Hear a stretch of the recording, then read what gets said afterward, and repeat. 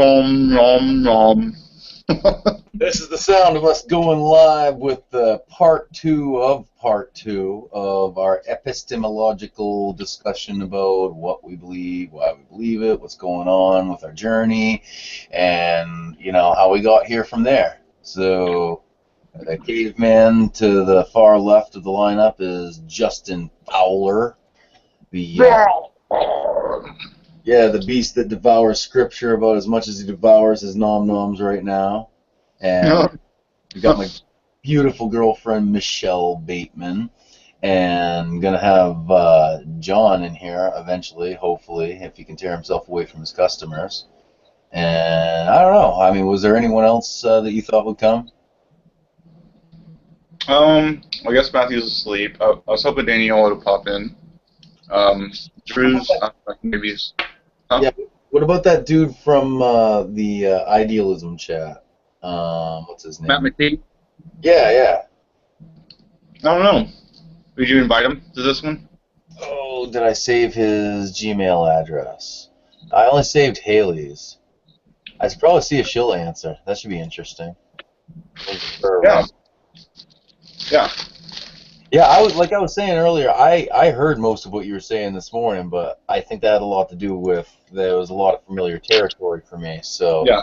I think it might have been kind of hard to follow for some people. Sure, yeah, I was listening to it, and it was terrible. It sounded like Animal Collective was being played in the background or something. And the times it sounded like Michelle was saying, it sounded like a UFO was landing. Oh, well, I think that might be my computer fan. If I start doing a bunch of stuff on my computer, it sounds like an air raid siren. There are some sirens going on in my environment, too. So. Yeah. Oh, yeah, that whole the bus thing. Oh, my goodness. I didn't realize that's what was causing all the problems. I don't know why I didn't realize that, but when I listened to it, I was like, oh, duh, that's why they couldn't hear me at certain points. I had to repeat myself.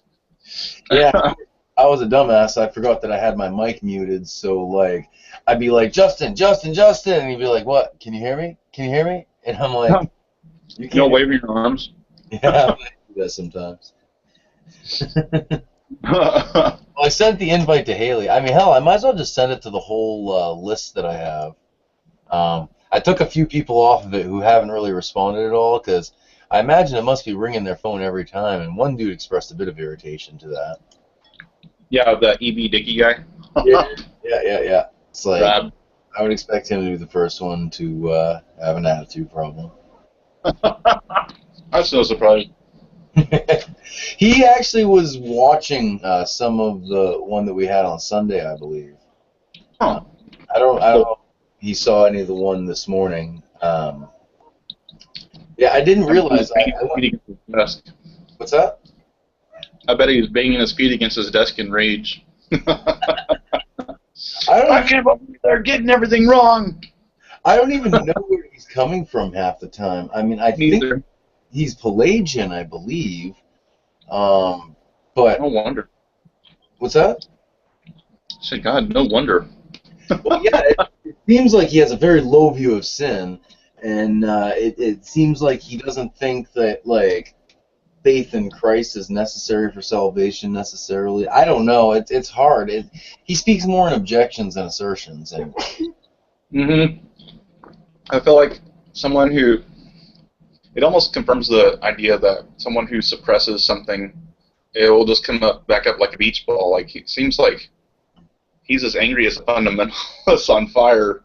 Yeah. Like, you know, he acts acting like there's no sin, but then he sure acts like everybody's inherently flawed and evil and decrepit. Yeah, it's all malice in all of his comments. I mean, he has a lot of anger and stuff, and he jumps to think that people are attacking him when, like, people are just like, what did I say? You know? What the hell are you talking? Because what was it that I said? Something about, he must be able to comment on my post because this is one of his many other accounts, because Johnny had said something about that. Mm-hmm. He thought he was someone else.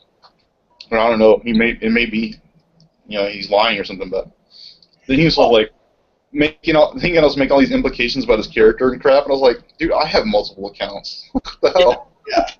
I think for him, think because he always assumes he's being attacked. I think he thought you were criticizing him for having multiple accounts, and Yeah. then just stupid stuff. And then he's like, "No, Eric, I know what Justin's saying. I've dealt with him before and his dishonesty lies." I think I might have dealt with Justin a little bit more than you. But whatevs in the extreme. So damn, is Johnny gonna be here or what? I don't know. We can just go. Usually I take 30 minutes for lunch, but I can extend it or whatever. Whatever needs to happen if it goes over. So you can just stay a little later today. Well, why don't you let us know what you do for a living? Well, okay. So I just graduated web design degree in March. Right now I've been having a job just doing data entry, and I'm actually working on the Microsoft campus for a company called Iron Mountain. I'm just doing data entry right now, but I have a couple side jobs, and like in Flash animation and helping someone with their website, photography website, and so there's some things going on. I eventually want to just straight up get a full-time job in web design or graphic design or something like that. So pretty much a code geek. Yeah, and I'm more like front end, and I'm heavy on design because I started out with graphic design and then kind of changed my degree. Yeah. So graphic design, some front end coding, mostly, and that's about it. I mean, I don't really know a whole lot of back end, like the technical, like that stuff's just over my head. The boring stuff. Yeah. Like Daniel Baber does. Anyway. Oh, Michelle wants me to turn it up. She wants to be able to hear more. All right. So, now, what you were saying this morning about the many points in your journey, the many stops along the way, what really jumped out to me was when you were talking about, oh, geez, what was the term you used? Where you think that, well, and I think you said that you don't still believe this, but where you thought that all possible realities were actual realities. Right. Like what? I mean, just from the argument of experience, I never quite saw that. I never understood how you could ever come to that, and it just doesn't never made any sense to me because since I first heard Everett's many worlds hypothesis, I was just like, no, that's not what it is. It's a spread out wave of everything. Everything is actually, but it's just like any kind of coded message or whatever. It's the lens of our consciousness that brings reality into cohesion into one particular experience. And that's just, maybe that's my a priori, and I've just never been able to really get towards the multiple world stuff. Right. Yeah. Well, Everett's many world interpretation is different from modal realism because modal realism is more of a philosophical type of thing where modal realities are possible worlds which a state that the world could be in but isn't. Is the kind of typical approach, but then modal realism is to say that those possible worlds are actual. And I actually kind of grasped onto this idea. It was honestly before I started developing epistemology.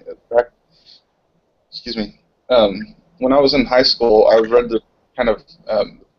I used to read the religion section a lot, and there was this article about just that idea about every possible permutation of reality, and it may have been actually Everett's. The distinction is a little bit. It's a bit of a fine distinction, I guess. But Everett's many worlds interpretation is more based on quantum physics, so it's a scientific sort of basis, and you can kind of see the two converging, except that Everett's is more of a tree, like so there's things branching off of each other, and but modal realism is more of, I guess you could see those two as the same thing, but to me it was always regardless of kind of an evolutionary branching off. It's just even even of worlds that have no relationships to this one. Like, so you could dream up a world about elves and unicorns or something like that, and that's real. So that's what I was getting at. What really sticks out to me, you just mentioned, I've never been able to really distinguish between physics and philosophy, and I don't think classical philosophers ever did either. That's just an interesting thing to hear from you, because I mean, you consider yourself a Neoplatonist. Well, no, let me clarify. And in a moment, I actually want to do my full spiel over again. Okay. Because it's terrible, yeah. But let me explain real quick what I meant.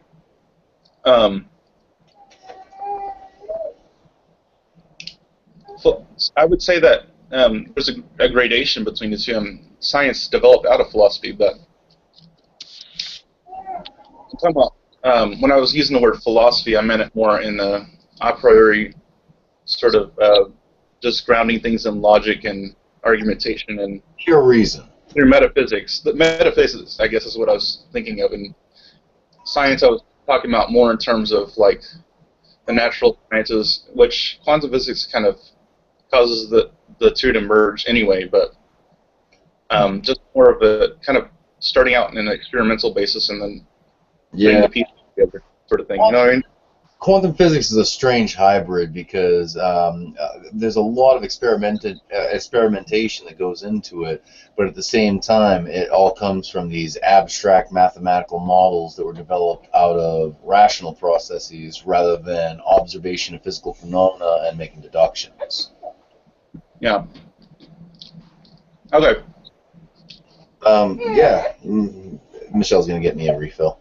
Well, she's such a good woman. What's going on with you in your freezer? Oh yeah, that's one to come into the fridge and give me the All right, okay. So anyway, you can tell I have my priorities. So your spiel. Okay. I guess I'll go in the same order because there's two different major things I talked about, and I guess I'll go in the same order I did this morning. Oh crap, my battery's going down a little bit. If it thinks on me, I'll just go on my phone or something. But yeah. Anyway, my phone's pretty good too. So anyway, so basically what I was saying is that I started out with epistemic doubt, and I'll give you a little intro to kind of my life history, where this started out from. This was 2003, late 2003 or so, and I started getting all these kind of criticisms from non-Christians about my beliefs, and up to that point, I still think this is a valid basis. Excuse me. But my beliefs were rooted in my experience of God and intuition, and not to get too far ahead of myself, but I think that experience of God is the most direct empirical experience you can have. So that's a little teaser there, but that but also my upbringing. So there was a lot of unquestioned stuff that had just been clumped in there, and so I think this process was necessary for me to get clean all that out and start over from the ground up and figure out exactly what I was believing not. So I questioned Christianity, questioned everything, and there was this period where it was like I was on the edge of this black hole, and I felt like I was about to fall in, but it was sort of like a choice, like should I just let myself fall into this black hole of unknowingness and just not even know if I'll come out the other side, and the world might be nihilistic and I'll lose everything. Yeah. Sort of thing. And this now resonates with me with the saying of Jesus: "He who wants to find himself must lose himself." If you don't mind, let me interject for just a second. Sure. In my experience, this is the number one cause of fundamentalism, and in particular King James onlyism, because the most common objection is if we don't have this singular solitary standard, then it's all subjective, and how do we know? How can we tell anything? Right. And that's what was so scary, but I was honest enough to know that I had to do this or else I was just fooling myself. And in a sense, it was almost inevitable because I knew that the realization was there that this is the truth, this is the way to go, and I can't just pretend anymore. So in that sense, it's inevitable, and I was just losing my what did you guys call it last time? Presuppositions. Yeah. And so I think there's a differentiation that David made between presuppositions and faith, which I think that's the way he termed it, but anyway, I don't mind using the word presuppositions for axioms, but regardless, this is what I came to. And so someone on this forum I went to said there were two things, and I'm kind of going a little more into my my path here, which is probably a good compliment to this to my epistemology. But I was thinking, so they said, so one person said, I think that there is an objective reality, but we can't know it. And so I was like, well, that's weird. Like, why don't you think we can know it? And then that led me to wonder what even is objective reality.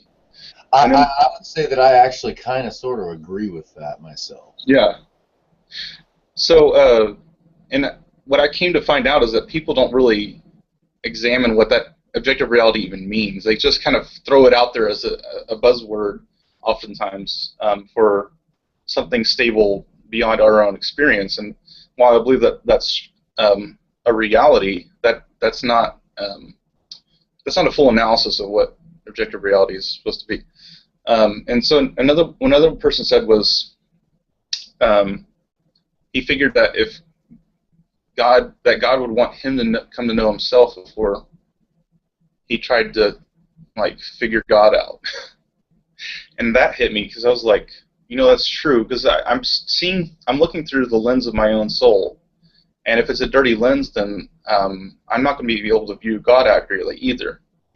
And then something else that hit me was this guy he did this hypothetical about basically his mother had an abortion before he was born, and his supposition was that if his mom had not had an abortion, he would not exist, because of some she wouldn't have been able to afford him or something like that.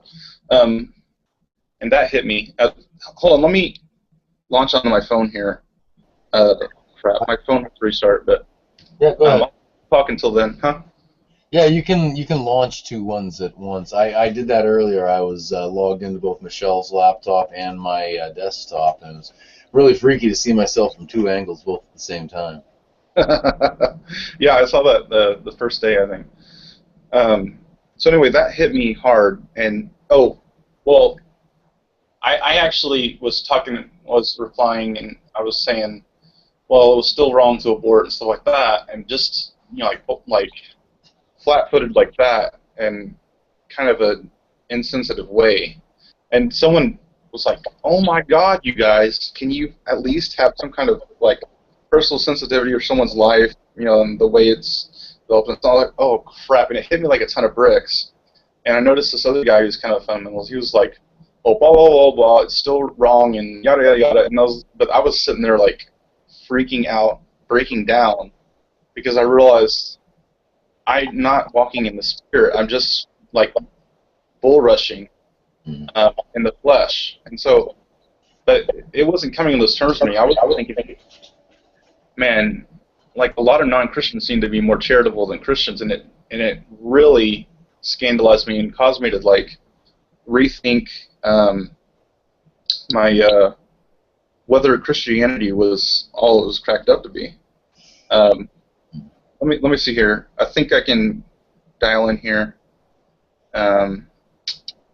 It's coming up just a second. Well, I could send you another invite and you can accept it on that one. Yeah. Okay, wait. Are you seeing me on? Yeah, you can just turn them off. There you go. All right, cool. All right, sweet. All right, so that was what happened, and so that very day, I was having an existential crisis, and I ended up taking a long walk. I would take these walks a lot, out in the street or in nature or whatever in the park. And that particular day, I just everything just started to crumble apart in me, and yeah, it was like all my beliefs just crumbled away, and I kind of pushed them aside just to think, what is real? I want to know it directly. Like, I want to know for real what is reality. And so I started to think through my life's history and to try to like get a grasp of what my outlook what my outlook might be stained by, or what colored by, or kind of the flavor of reality, that I was not just kind of ignore it. And Did so, you ever consider that you were schizophrenic? say it again. Did you ever consider that you might be schizophrenic? What made you? I've had those thoughts about myself. I've had Yeah, and I think I I'm have. mildly schizophrenic or whatnot, but I don't think that it's necessarily a dysfunction so much as a function that can go wrong sometimes, maybe. Yeah. Well, we all have our different outlooks on reality, and we're each in our own reality tunnel, so to speak. Mm. Which means, for those who don't know, it's like kind of you're looking through a different set of lenses than everybody else. Actually, it's funny. Years before that, even I'd said that in front of my youth group, and to me, it didn't seem that profound, because I was using the metaphor of Dorothy and in The Wizard of Oz, and her friends were looking at Emerald City through green-colored glasses, and the city wasn't really fully green. It was just the way they were, the color of the lenses. And I was using that as a metaphor about how we all look at reality a different way. And they were just, to me, it seemed like kind of commonplace. And they were like, wow, that was so profound. And I was like, what did I say? But anyway, so I started thinking of all my experiences, all my religious experiences, all my just everything that led up to that point. And it was, and I didn't even go through deep, like, each memory case, like memory by memory. It was just sort of a intuition and a feeling and a perception of seeing through, like, kind of like you like picture someone visually walking along a timeline, and you see all the events all along the way, and if you turn back and look and you just see them all at once, you're like, wow. So then everything kind of melted away, and it was kind of bare existential reality. And someone actually said afterwards that this sounded like kind of an existential experience on my part. But, and they were kind of saying in a negative sense, actually. But so I went to the park, and this was like at night, and it was like everything was new again, and the trees coming from the ground almost seemed like arms reaching up to the sky, and reality just seemed like almost magic and like insanely rich and vibrant. Sounds And then surreal. huh? Sounds surreal. Yeah, it was very surreal. And then I felt this presence walking beside me, and I was like, what is this presence walking beside me? Like, what is this? And then I realized, wait, is this God or Jesus? So it was like the sense of it came first, and then the realization of what this being came after. Yeah. So this is the whole spiral that started me down this path, and so this is what caused me to start with epistemic doubt. I doubted everything, and so Descartes famously had the it's called Descartes' demon, where it's evil demons creating his reality or his perceptions, and he's not really like sitting at his desk writing philosophy or walking into the bar or anything like that. It's just an illusion. Yeah, like the Huh? like the Matrix. Yeah, exactly. And oh yeah, this was after the Matrix a little bit, so yeah. But I kind of had, I want to say, I kind of had some fleeting thoughts of that before, I guess.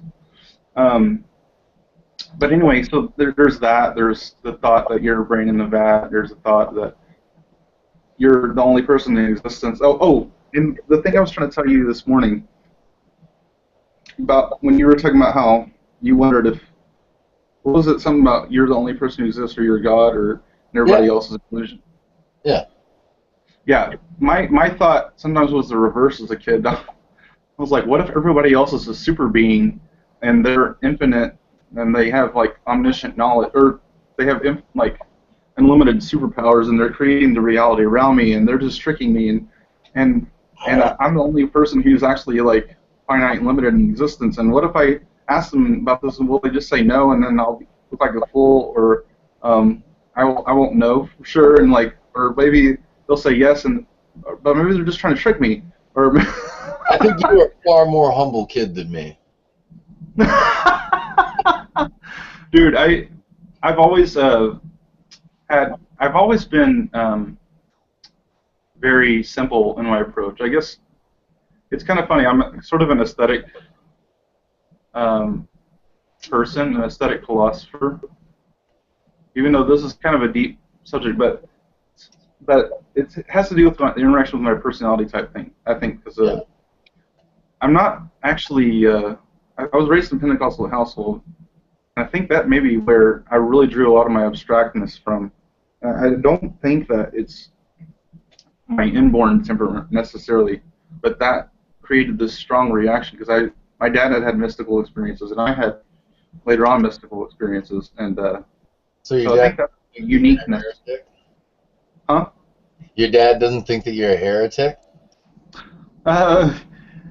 He's admitted that I'm probably right about universalism, but he doesn't want to preach it because it would be too risky, and I think he's not like totally certain. But he's a very astute theologian. He went to Bible school and all that, and I stumped him because he's more on the Arminian side. But he says that he thinks the truth is somewhere in between Arminian and Calvinism. But he says that he something about I was talking about we were debating this subject, and he said, well, they have to have faith. And I was like, but it's a faith out of yourself. And he's like, well, you clever dog. It was hilarious, and I was like, wow, that was that easy? He's like, well, I think you're probably right, but I wouldn't preach it. And I could never get any kind of reaction like that out of my grandfather. I mean, it was always very much his way or the highway, and like we'd talk and stuff like that. But that was about it. Yeah, my dad was very honest. He's a more rational temperament, so he always taught me to question things and think for myself, and he always gave me a reason why to believe, not just told me what to believe. He kind of gave me the internal logic and stuff. And my brother, in his teens, he was searching out and exploring Buddhism and other things. And my dad was like, "Well, just if you have any questions, ask me." And and he's very hardcore. So, if you might, do you mind if I take you down the aspect of my road that was similar to yours? Because when I talked both last Sunday and this morning briefly about my logical progression of thought, there's a lot of things that were left out, and it's funny because I had mentioned that you draw a distinction. Hold on a second. You draw a distinction between the sheer physics of it and the reason of it. I know you clarified, but as you were talking about that, I was like, well, actually, you know what led me to Neoplatonism and idealism and substance monism and all that stuff was actually very much abstract thought experiments in my own head. Yeah. And I, I think a watershed moment for me was when, I'm trying to think of when exactly it was, because it was a long time ago, a very long time ago, where the definition of matter is basically energy. Okay, E equals mc squared. So that means that, basically matter's a lot of energy in a small area that is arranged in such a way that it holds together, I guess. I know it's a real simplistic explanation, but would you agree with that? Wait, say that last part again, sorry. Basically, matter is just a bunch of energy that's really compressed and arranged in such a way that it's going together. That's how we get electrons, protons, all that stuff. So, So in thinking of that definition, which is basically the classical physics definition, like I said, E equals mc squared, matter and energy are equivalent.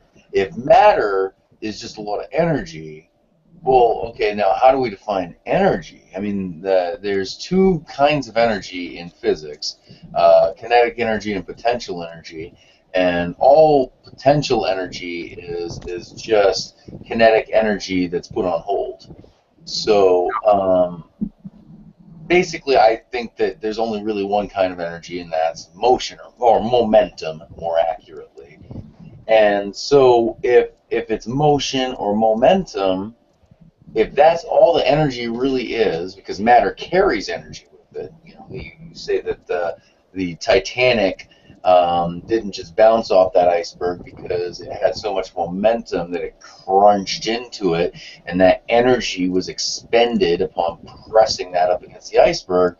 Well, if energy is motion and matter is energy, what I want to know is what's moving. Right. And that was that David? Yes. Yeah. Aha! Minutes ago while you're on your So I mean, you get what I was saying there. If matter is energy and energy is motion, what's doing the moving? You can't just say movement is moving. Right, first mover. Yeah. Yeah, and so. Oh, go ahead. Oh no, I was just going to say this has gotten on a huge rabbit trail. I don't know if you're tying it back to what we were talking about. It is a very interesting topic I want to talk about. Well, I'll just sum it up by saying that's where I started going down my idea of what reality was altogether, and what I could see around me, what my definition of what real was. And I basically just ultimately deduced that it's all just a bunch of mathematical propositions in relationship to one another, working out an algorithm that we're experiencing as the algorithm works out. Right. So in other words, a hologram. Yeah, exactly. Exactly, yes. Okay. Cool. Let me get back to what I was thinking. I have like 25 minutes. Yeah. So yeah, of course I agree with all those individuals, but and there's a lot more to it. Anyway, I was talking about that. Hey Justin, I'm having a hard time with your audio. Oh, Yep. Okay. Can you hear me now? Yeah, that's a lot better. No, All right, cool. That's not the problem so much as it's breaking up. Yeah, well, it was breaking up a bit too, but I think a lot of it was the ambient noise. Okay. Maybe if you guys can mute or something, then it would be better too. So anyway, let me just go on my spiel, and then we could like talk about the implications of all this. Or whatever. Your face is so big. How do you like that? At least you brushed your teeth this morning. Yeah. I just didn't really say much. Yeah, show us those sexy lips. Gnashing my teeth. Anyway, so I was talking about. I started with epistemic doubt, which like Descartes, and possibilities of it I was entertaining. Like, so this branches off of what you were saying, David, about Brandon the Bat. Wind. There's wind blowing across your mic, and it's killing you. Crap. Okay. Probably my computer. I bet you if you turned like 90 degrees, it would be a lot better. There's no wind in here, but There you go. That's okay. There was a vent right up there, so okay, Yeah, cool. Awesome. There you go. Anyway, so Brandon the Bat, Descartes' Demon, computer simulation, solipsism. You're the only person who exists. Idealism. Kind of, I guess, I don't know if I was entertaining this at the time, but transcendental idealism, where there's an objective reality, but we just can't access it, and there's like inherent barrier there.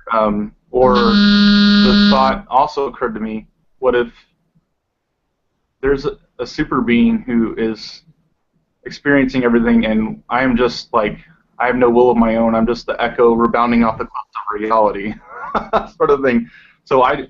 But then I thought, well, maybe that would truly be me. But regardless of all this confusion, even if I can't say that my experiences are happening, at least experiences are happening, because there's obviously a subjective aspect. And even if there's an objective reality causing my experiences, those experiences do exist. And so that's where I started from, my very simple axiom: experiences happen. And I started from there to branch off, and then I started to think, what is the difference between real and non-real? And so I was like, well, for instance, in a dream, differentiating between dream and waking reality, it ultimately boils down to factors that would reside in experience, so that a dream is experientially different, has these different qualities, but those are still quality or still experiential aspects. I was like, okay, well, that resolves back down to experiences. And then, so what if we scientifically test the difference between reality and non-reality, but science, experiments that ultimately resolve back to experiences. Whatever experiment you conduct is, it's a part of your experience. And even a priori truths, those truths in your experience. So, like, you're experiencing the perception of them. And so even that's an experience. So I was like, well, what doesn't resolve back to it, or what at least is able to be separable from it? And then I realized, well, wait, everything I've ever known resides in experience. It's like, well, I guess there is no really like fundamental essential difference.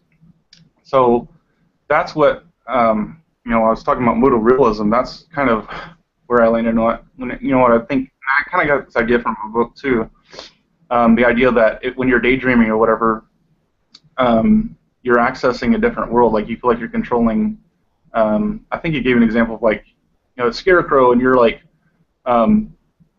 uprooting the scarecrow and like flinging it around, or like putting it in a different place, or something like that. But that's actually happening in another reality, and you're perceiving it. And so I was like, well, that's spooky. And I kind of got, and like I said, the article in the religion section of the newspaper too, about all possibilities being actual. So that's kind of what led me there for a while, and only kind of recently did I start to dump that, because I started to realize there's agency involved too. So that a daydream is kind of like you're kind of a mini creator. You're kind of creating something in your mind, and it seems kind of obvious, but the fact that everything is essentially experiential, while it also does have an aspect of agency to it as well. For me, I was seeing it kind of one-dimensionally for a while. But anyway, so that's where I came to, and then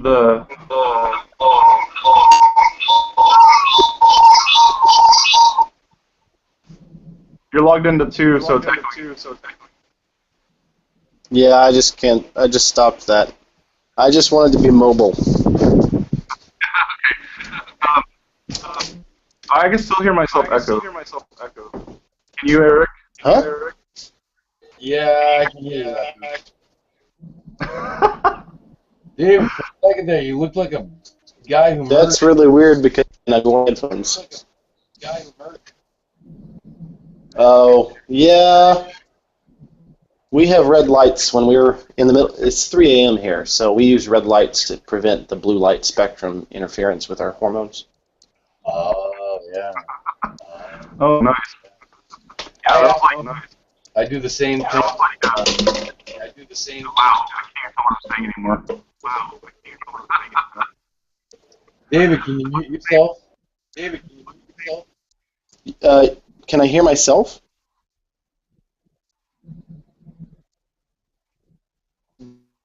Back in my headphones? No. I don't. Is that what you're asking? Sorry. Am I still echoing? Am I still echoing? Bounding off the cliffs of reality? Dude, I think Sunday, the echoing point divided by zero because that echo, like, when you put two mirrors together and you see mirrors. Why? But why would it be? Why would it be echoing when there's no sound? Like it's headphones and the other one is muted and it's in the other room now. I have no idea. Okay, well we'll test this by my canceling this phone's connection. Okay. Cool.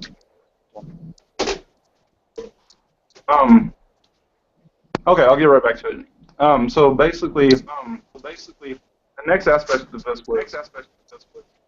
okay, there we go, cool. Is that this is why I don't like, and I don't see as valid, outsourcing something to another reality. Because I realize that even my acts of will are experiences. And that's the other part of why I saw everything as an experience and wasn't coupling it with agency, is because even an act of will is an experience that you're having. But of course, that's because the two are one, really, at root. And God, who is both essence and existence, as one. But that's kind of a further branch from what I'm saying. I took a long pathway, but anyway, so Sometimes. Huh? I said you tend to sometimes. That's okay. It's better to be complete than to have a bunch of gaps. yeah, that's the only way I can be comfortable. So anyway, the brain in the vat thing. So that's why I'm not a fan of outsourcing that sort of saying, well, you're really a brain in the vat. Well, no. Your experience is real. It's real as an experience, at the very least. Then, wait a second. Everything is an experience, so that makes it really real. Now, there may be a grander reality that is more explanatory, that wherein your life makes sense within the context of a grander reality, and in a sense that it kind of resolves back to that. And in that way, it can be kind of true to say that you're really an eternal spirit, but still, it goes back to the fact that just the fact that it's an experience makes it real. So that's why I see philosophy has it in a way it has almost bled itself out into thinking, like, this isn't real, that's not real, because you're outsourcing reality to something else.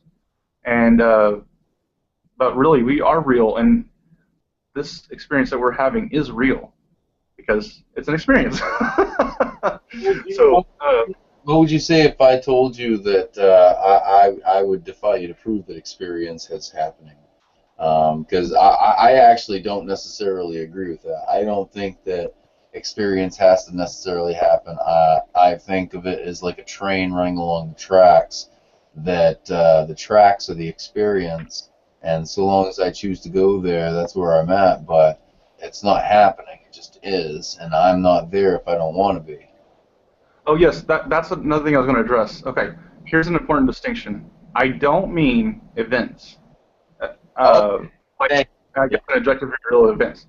Phenomenal experience, just pure phenomenal experience. Just the fact that you are there is a subjective quality, period. That's what I meant. And that's an important distinction I made that I was going to make, and I forgot. It sounds an awful lot like cogito ergo sum. Say it again? It sounds a lot about. It sounds a lot like Descartes' statement, "Cogito ergo sum." You know, I Yeah, think yeah, that's true. I guess all I was saying is that I go a little further in the sense that I don't assume. Well, it depends on how you define it. Like, as far as the person making the statement or the I don't dispute his statement. It's just more of a matter of like it's almost like you have to strip that away in a sense that because there's almost an assumption being made that you exist. But I think that's a well-grounded axiom. It's just the fact that I guess to skeptics, because there are even skeptics saying like you don't really exist. You're just a bunch of neurons. Yada yada yada. Oh, yeah. Donovan Deere is one of them. Donovan Deere, he's a complete physicalist. He doesn't think the soul exists or anything. And this dude's a total Calvinist. He's what? He's what? Total Calvinist. Yeah. There's a I can't remember his name. But, anyway.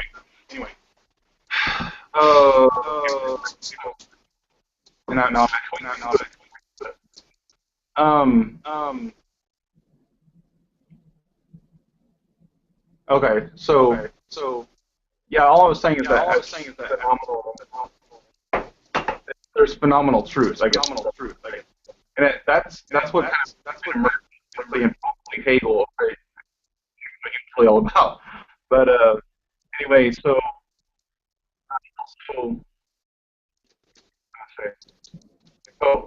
I do believe that it's not just phenomenal. In a certain sense, it's objective reality. But that's a take me far beyond that.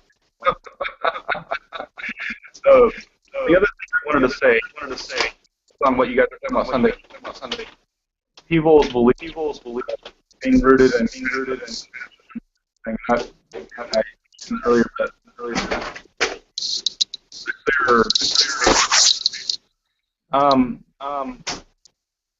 what I was saying is that someone searching for the truth, they're motivated by some impulse or even as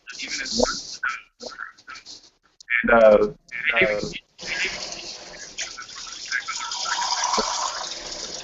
What?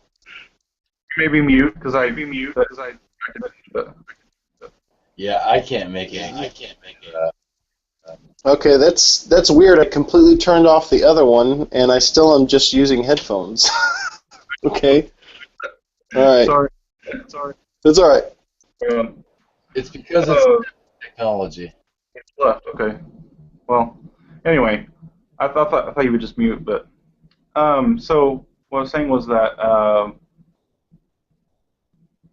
okay, so even in the search for truth, just for the sake of truth, just to know what the truth is, you're motivated out of love for the truth. So that's a subjective impulse and emotion and motivation and whatever. So it's inseparable. You can't ever investigate because you're human. You can't investigate. You're not a robot, and a robot can't know what reality is anyway. It's just calculating. It's like a sophisticated abacus. So well, I think it comes back to the hard problem and even the harder problem. And it's just not explainable by any kind of material thing. Yeah. So there's a okay. Sorry, I thought I was going to start echoing with you too. I try to be good about that, and I try to mute myself when I'm not talking. Okay, so there's an emotional aspect to the logical search for truth, and everybody wants to say, especially in the modern period, that I'm just searching the truth, and it's just a calculation, sort of like you're just calculating, and we've lost touch with our hearts, And so when we do that, we actually damage our hearts, and we end up coming with all these distorted emotions, like this swampy kind of kind of when you're not tending the garden, it's overrun by weeds, and it just becomes a swampy morass. And that's, I think, the problem with bias, and why this is such an ordeal with like this, people like pointing out that like, oh, you just want this to be true, and that your emotions are kind of in conflict with your thoughts, and it's just this big mess. But I see it in the light of kind of a three-lane highway: the good, the true, and the beautiful. God is the good, the true, and the beautiful. So there's three lanes that merge into one at the end in God. Good is what's just, and the true is what is what's true. The beautiful is what is appealing. So there's always that appealing aspect to it, and that is guiding us along as well. And if we don't realize that, then we kind of screw ourselves up. And the reason that all three of those can be true in God is that, and this comes back to whether platonic forms are inert and can't create. If truth was alone, then it couldn't create. But truth is a person, and truth is a will to make things good, to make things just. And so God is all of that. God is. So you can even just start with that objection to just pure platonic forms without the God at the center of reality. Just, well, how could that be? And there must be like an aspect of reality that causes things to be a will, and then you kind of come to that three-lane highway, and then you see that there is a reason why we can't ever escape the attempt to appeal, or to have like kind of an emotional aspect to our search. So that's kind of where I wanted to bridge from Sunday and justify what you guys were talking about. Well, it sounds an awful lot like almost the beginning of an entrance into a doctrine of the Trinity. Yeah, exactly. I didn't know if I was picking up on something peripheral or if that was kind of where you're going with it. Someone said that recently. I think they related each of those to one of the persons of the Trinity. I can't remember where I saw that. Or wasn't there a physicist that said that straight from the laws of physics he deduced the necessity of the Trinity? Oh, there's a guy named Donald Hoffman, and he has his interface theory, which is that. Oh, okay. There's that, and then Johannan has a good element that explains why there needs to be three. I don't know what couldn't quite get my head around why Donald Hoffman said that there needs to be three agents that are interacting with each other in order for there to even be a reality. Like, I don't know if you just said three-dimensional reality or just a reality at all. It's an argument from sacred geometry, actually. Yeah, and there's so Johannan was talking about how any logical system needs three, like in order to derive all the functions, which are and, or, then, and if. I think was what they were. You need at least three variables. And in order to derive reality, you need all those functions. So that's what the need is for three. The one thing that really got me into sacred geometry was in realizing that just by rational propositions from a singular point, you could arrive at every geometric construct imaginable. And that was like revolutionary because most people can't bend their minds dimensionally like that. That was a real big step for me, but it's really hard to like relate information to just raw imagery to the geometric representations. You start talking about the Platonic solids, and people think that you mean that everything's made of cubes and spheres, and it's like no, it's a construct. It's a logical construct. It defines the relationships between things. And when I started to realize that, again, it keeps coming back to this. That was like solidifying my road to Yeah, Matthew and I came upon that years ago, I think, about like thought, like a self-referential mind will create a geometry, and that creates phenomena of experience. Like the very tying aesthetics or seeing aesthetics is either is sourced or see how aesthetics is sourced in the mind, without saying that aesthetics is not like fundamental, like because I hated that. So I'm an aesthetic, and I hated the thought that aesthetics is not a fundamental aspect of reality, and but that helped really beautifully tie it in for me. But I need to get back. wait. Doesn't the Fibonacci ratio really speak into this? Yeah, certainly. Because that's part and parcel of aesthetics is that mathematical beauty that's represented in a visual or even auditory. I mean, that's basically what the music scale is based on. That's what the ratios of our faces are. It seems like the things that are the most beautiful, like the Christmas tree and the arrangement of the branches coming out of it, that's also another application of the Fibonacci ratio. It's all math. It's all number. Yeah, definitely.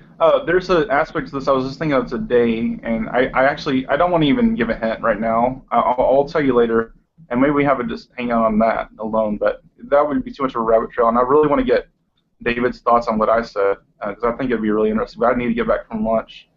But it'd be great if he had any thoughts, and you too as well.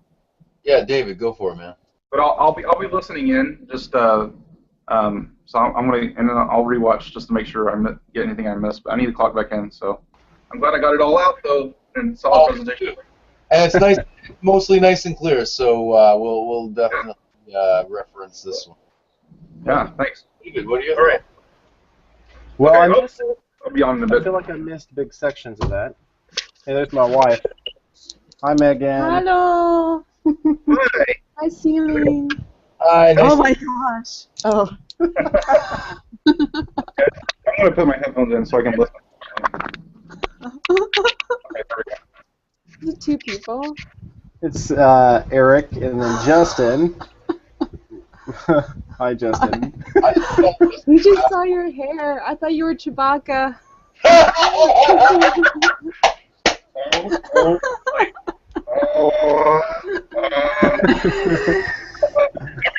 I'm glad there's a face. Yes. Yeah. How much are my Hi, cameras? boys. So All right. yeah, I guess I always hate summarizing Justin's commentary because I feel like there's nuances that I pick up on. A lot of times I'm right. Sometimes I might be reading into it a little bit because Justin has his way of communication tends to be so emotional, so picture drawn and stuff. So it's hard for me to characterize him really properly. But I would say, like, I think my view of what you were saying, and of course I was keying in on highlights, is all about how rational reality needs to have that logical mathematical consistency. It needs to agree with itself as well as what I experience. If my experience can't be trusted, well then some kind of rational faculty must be trusted.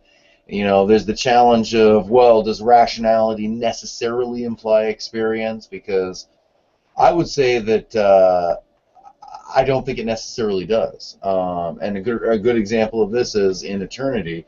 I don't think God is subject to experience, though I do think he's rational. And I think there can be an extension of that. And I think with the doctrine of the Imago Dei, us bearing the image of God, I do believe that there's an aspect of our nature, and I always hearken back to the iceberg.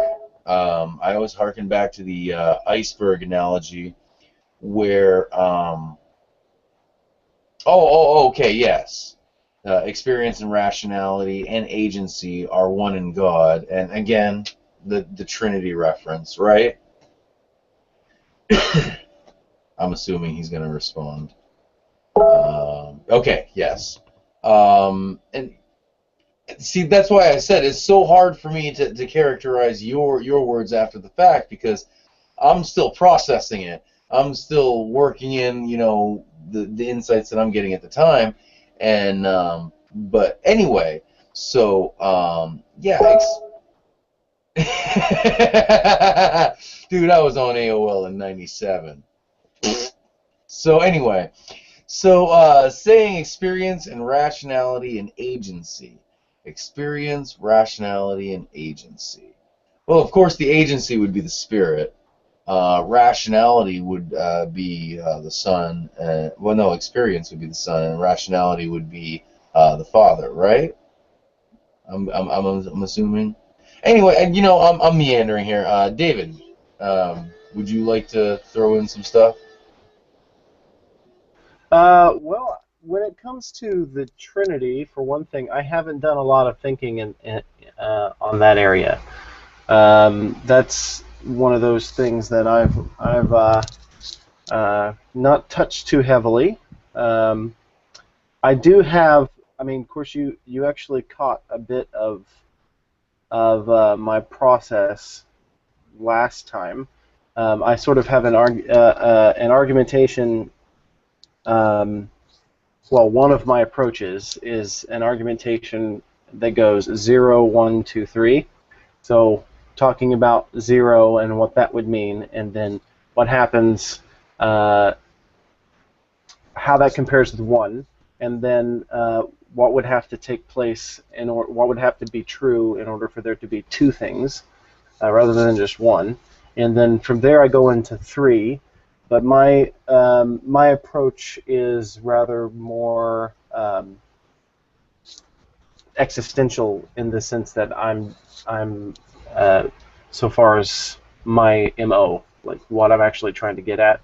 So I haven't gone too far into thinking about how the Trinity works, etc. Although I go to 3. But 3 for me stands as 3 plus. It's 3 or more. I'm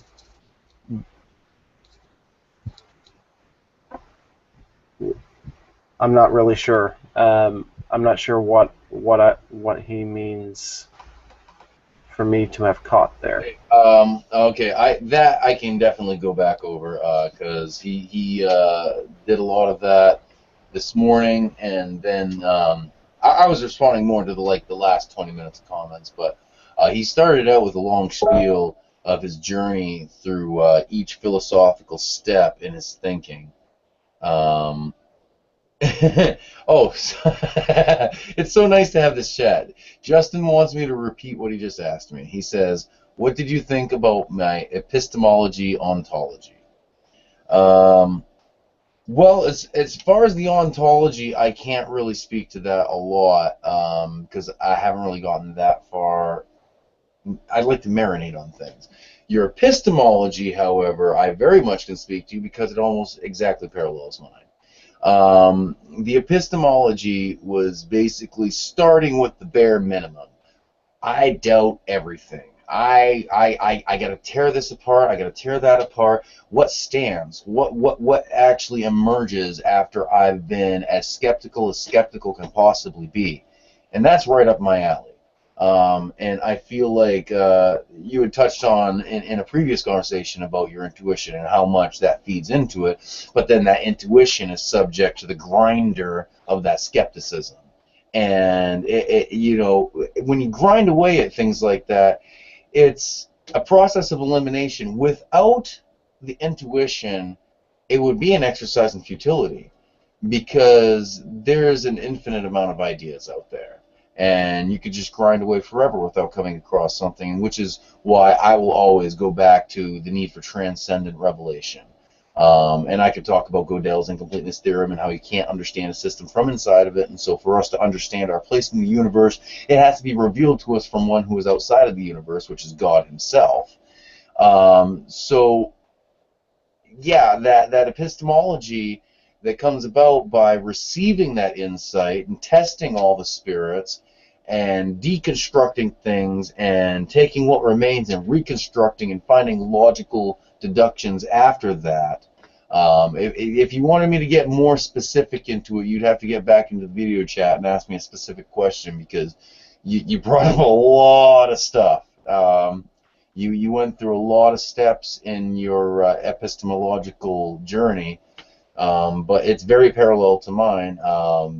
The specifics differ, but you basically get the gist of what Justin was saying before, David, where his journey went. I mean, he went from the Pentecostalism into the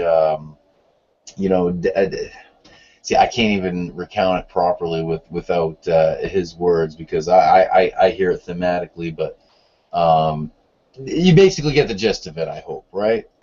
Yeah, I think so. Okay. So where I go with this is that, and I need to try to be a little quieter because she's going to sleep. But where I go with this is, for me, the fact of my inherent uncertainty, the ambiguity in epistemology itself,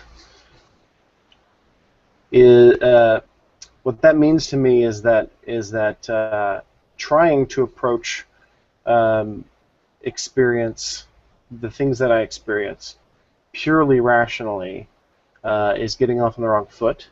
So I kind of approach things in sort of a Shestovian way. I don't know if you guys, how familiar you guys are with Lev Shestov, one of the earliest existentialists. But so where I go with absolutely this, nothing about him, to be honest with you. oh, okay. He's sort of not the kind of guy that you can just sort of get immediately just by reading an excerpt or something, but he's really hard to classify. He's really hard to put in a box, but he's got a lot of good stuff.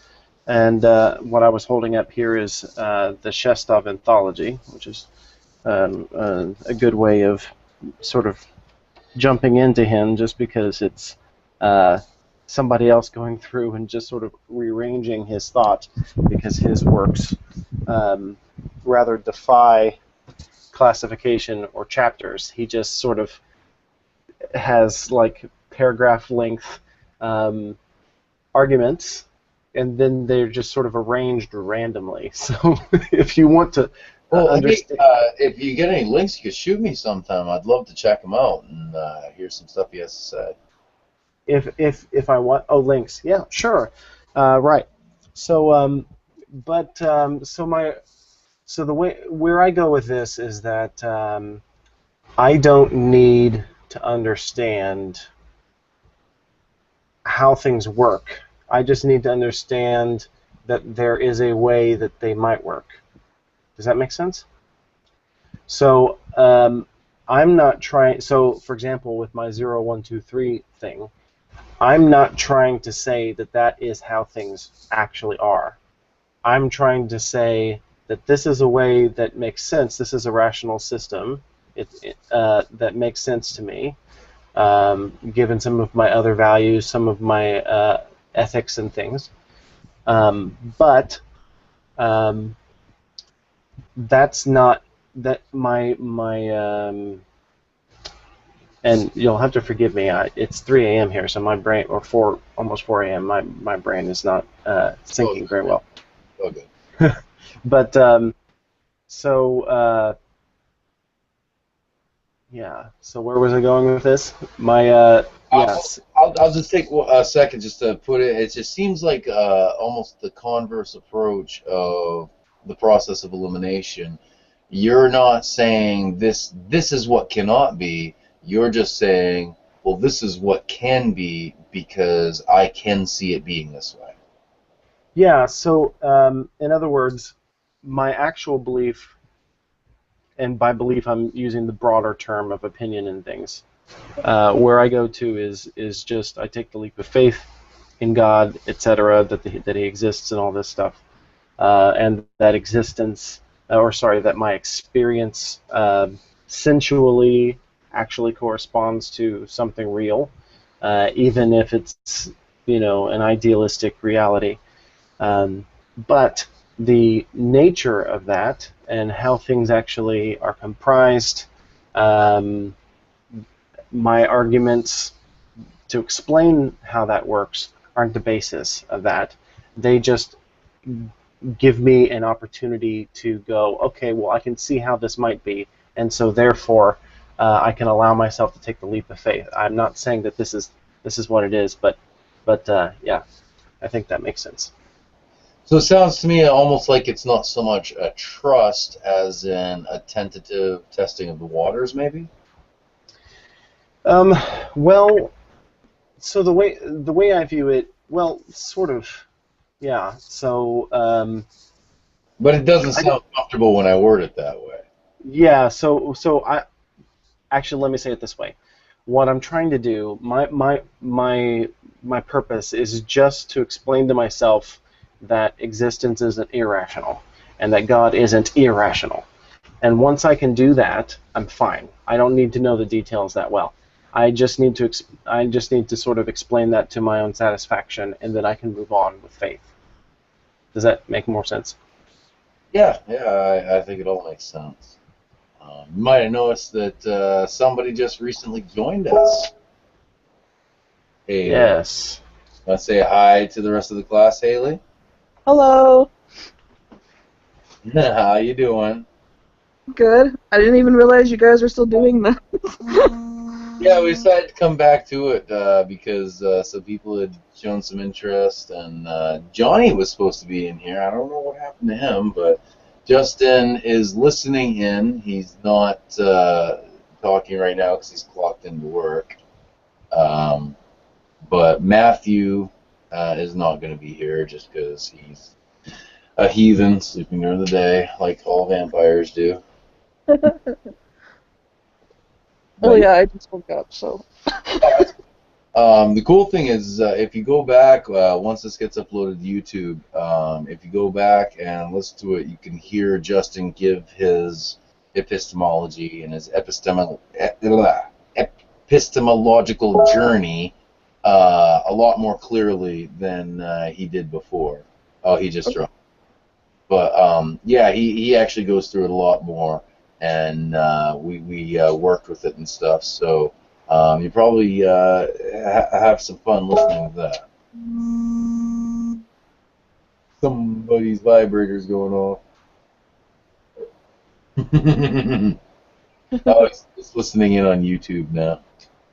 Yeah, it's cool. I finally figured out how to find the streaming link for YouTube. I just got to go to my own channel and manage my videos and stuff like that. What I'm going to do eventually is I'm going to create a third account that is Name This Stupid Show, and anyone who wants to like be part of the staff, part of the ones putting it on and everything like that, will all have the password, and it doesn't matter who hosts it or whatever, just whichever one wants to log in. Cool thing about Google is we could do it like anonymous. We could all log on under anonymous names. You know, we could all be under the same account. I logged in twice under my account in a Google Hangout earlier, and I could see my face from 2 different angles. It was pretty freaky. Nice. Actually, that Google idea is not going to work. I've tried that for other purposes, like sharing an email address with people, and what you end up finding is that when it sees it popping back and forth from different locations, every single time that happens, Google requires you to do the 2-step authentication, where it sends you a text message or something. Yeah, so you might find that kind of difficult to implement. Well, unless you set up a third-party email address outside of Gmail and use that as the second factor of authentication, and then give everyone a login to that. Yeah, like maybe with Yahoo Mail or something like that, because I know you can, or Hotmail, you can link those accounts to the Gmail account, But the problem that might be with that is they might do the same thing at Google. So if you know a particular email service provider that would be good for that, then we could try that. But all I want is I want a general account that we can all access and all have control over, because, you know, I mean, if I just set it up under myself, then I'm the only one that's like really controlling things, and I think that everyone can control things. We're all civil. Oh, there's Johnny. Johnny popped in. Yeah, you're gonna want to when we get done here, listen to the first bunch, because Justin did a really. Who's laughing at me? I don't like this already. I'm out of here, bro. It's David. Oh, that's David. You can ignore me. It's fine. Dare you? But yeah, Justin. The first thing you did was. We got what? Is it Todd Crowder or John Crowder? Yeah, we got John Crowder in the house. Hey, have you guys heard of John? I mean, I know Johnny has. David, have you seen anything by John Crowder? I know who even John Crowder is. I don't You said even he's know in what here? Where's John Crowder? I don't see. No, I was calling you John Crowder, John. You're what? John Zimbrato. I was calling you John Crowder. How dare you? Because he did that in one of his ecstatic moments on stage. He was like,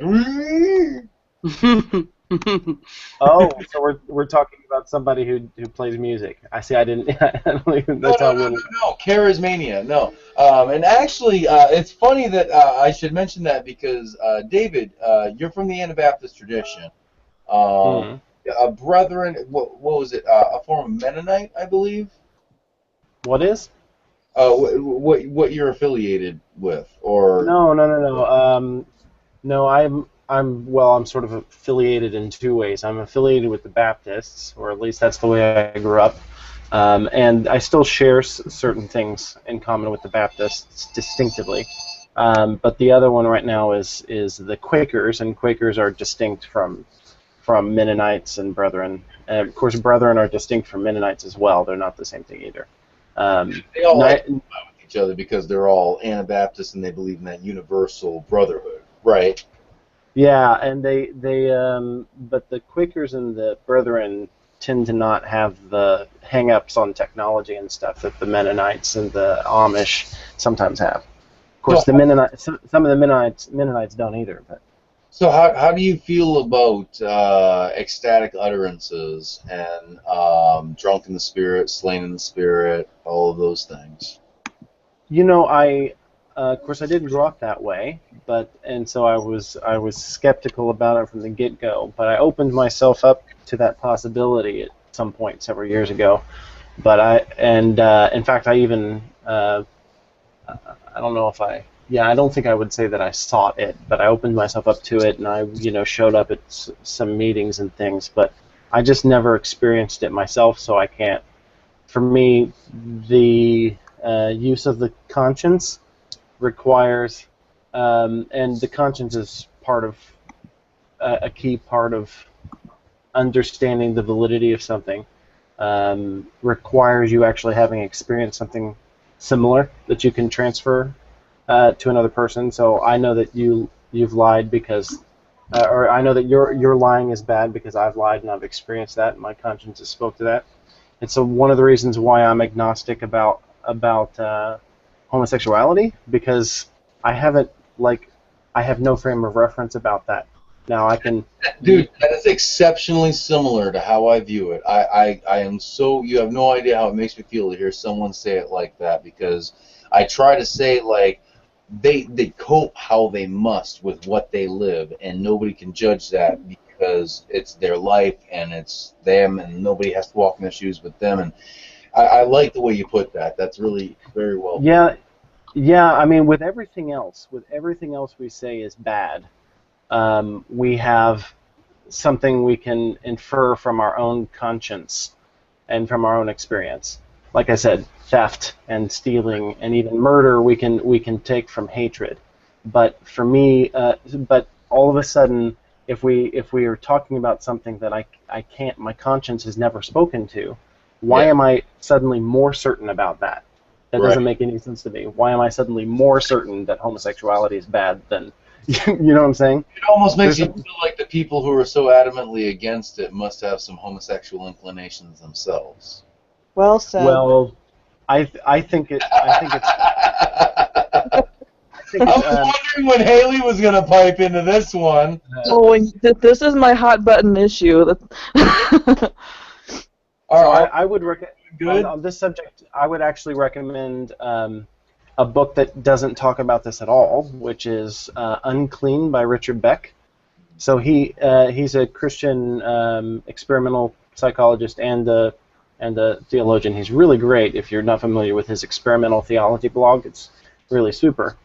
And he would be he's sort of the perfect kind of guy. He would also be he would fit in really well with these hangouts that we're having. But in his book, he talks about the relationship, or he talks about the church as regards disgust psychology, and that's where I think that the whole homosexuality thing comes from in the church.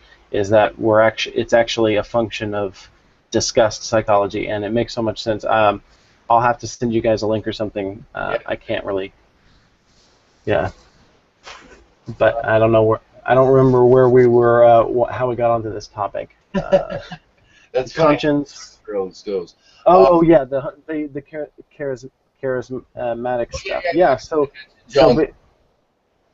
Yeah, so basically, I'm still skeptical. I know that there's a lot of stuff that's clearly just bogus, but there are some things that I've got friends whose opinions I have the utmost respect for. People who are critical thinkers, and yet they will swear up and down to me that X happened, Y happened, right?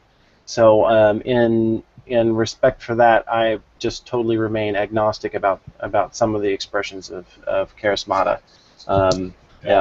Yeah, that's the problem with the anecdotal evidence is you always got to take psychology into account. What the peer pressure of the moment and the environment created. And however, I myself have spoken to many credible people that I very much believe that yes, they speak in tongues. Yes, they've seen people healed or they've been healed. I really shy away from like the Assemblies of God or the hardcore Pentecostal hyper-charismania, I would call it. And I kind of shy away from like the Shakers, which that would be more along the tradition of the Anabaptists would be the Shakers because they're kind of a offshoot from the Quakers, I believe, right? That I'm not too sure about. I actually met a Shaker once, but that's about the extent. I know that they're Anabaptist, just because that came up in our conversation. But so far as the history of it, I don't even know. Yeah, they're almost died out. We had a community of Shakers here in Maine, up on Shaker Hill in was it Gray, Maine, or New Gloucester? Yeah, in New Gloucester, Maine, up on Shaker Hill. And I believe there's only 3 left alive because, well, they get some wacky beliefs to me, like they don't believe in sex. They're celibate for life, so they don't procreate. And they are right. And they're pretty wacky when it comes to worship. I mean, I've always likened it to demon possession, and I hope that doesn't sound too bigoted, but that's really the sense I get when I see that stuff, when I hear the testimonies. It just creeps me out, and I'm not comfortable with it. And maybe it's just my prejudice, but it seems to resemble more what I see in the New Testament of being demon possession than anything that I see coming of the Spirit. Yeah, of course. One thing now, like I said, I'm speaking out of my ignorance here because I'm not that familiar with the Shakers. But I would say, especially given some of the assumptions about, say, for example, the Mennonites everybody thinks of the Mennonites and they think of, people who just, turn their back on technology and stuff, but there's a lot of Mennonites that totally don't do that at all.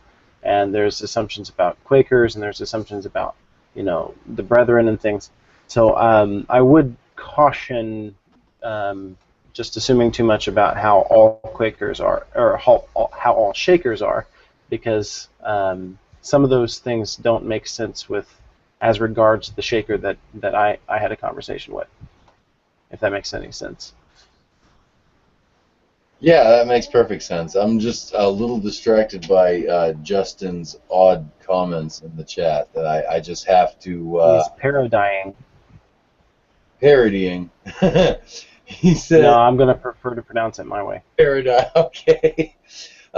He was responding to what you had said. You should have Richard Beck on. He's great.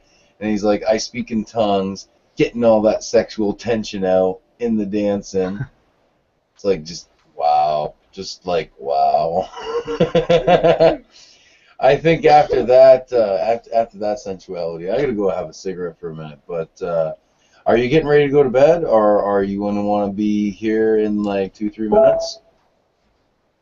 No, actually, I need to go to bed. She's already in bed. In fact, she's lying behind me, trying to ignore me, and I need to go to bed too. So. All right. Well, it was great having you on, David, and this is recorded. It'll still be on my channel, so you'll be able to access it. And I got to review these things again because I forget stuff. So always a great conversation, and I'm really glad you could pop in and join us. Well, my brain is really half fried right now, so maybe this is the best time for me to do these things. But sometimes that's when the best thoughts come out. I mean, why do you think the Persians always got drunk when they had their philosophical debates? I didn't hear that at all. Why do you think the Persians got drunk when they had their philosophical debates? Had to make sure. Yeah, just a little tipsy, and my lips get greased, and I just blah blah blah blah blah. We're gonna have to get you liquored up some night, son. You have seen a lot of my Facebook posts are that way. Not a lot of them, but some of my best Facebook posts are when I'm tipsy. Yeah, you're a pretty funny guy. I've Facebook stalked you a little bit. Yeah, I've had a couple. Well, most of my humorous posts are when I'm sober, but some of my best philosophical, theological stuff is when I'm tipsy. Yeah, my buddy Reg G up in Canada would say the same thing. But all right, I'm skipping out to have a cigarette, and I'll talk left back when I get in here. I assume you're bedding down, so you have a great night, and I will talk to you next time. Hopefully, you can make it Sunday or Saturday. Sorry. Yeah, you too. All right. Well, yeah, we'll see. See you guys. You have a good one. Hey. Bye. All right, Haley, I'll be back in just a few minutes. Hey, you should chat with Michelle a little bit. I bet you guys get a lot to talk about. Okay. I'm gonna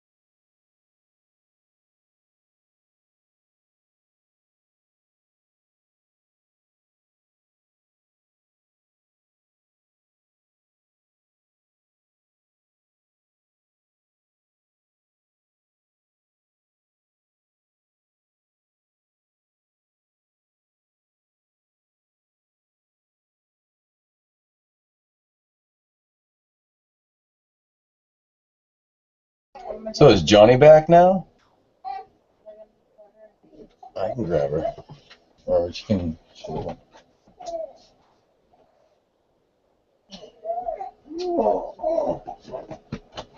who wants to hear my pathetic little baby cry? She's all being pathetic. Oh, Haley dropped out, so it's just Johnny left. I don't even think Johnny's even there.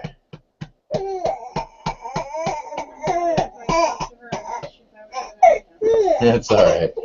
So, this is a great way to end this week's broadcast. This is my baby. Apparently, she wasn't too impressed by how smart we think we are. And she's letting me know. I told you, she's the one that has the most vehement opinions of all of us. So, I love you, my sweet little bundle of hell. So anyway, I guess that's probably a good point to end it on. This coming Saturday, we're going to continue the discussion. I would really like to move on to theodicy and our definition of what love is and how our worldview best represents love and benevolence and goodness. For the Christian, it's the sense of the goodness of God. So I guess we'll all find out together, and you all have a great week, because I'm going to have a great night. Ain't that right, baby? Don't you love them? Tell the internet world how you feel about them.